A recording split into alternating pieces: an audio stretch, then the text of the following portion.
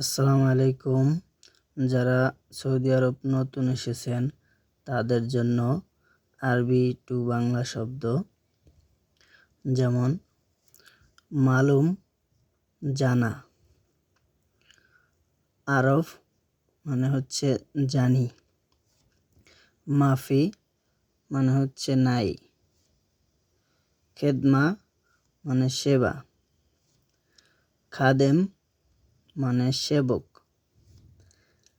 অরাগা মানে কাগজ, হাদা মানে এটা, কয়েস ভালো, ফাদি মানে খালি, মালুমাত মানে তথ্য। তো সম্মানিত বন্ধুরা, যাদের কাছে এই ভিডিওটি ভালো লাগলো অবশ্যই কমেন্ট করবেন।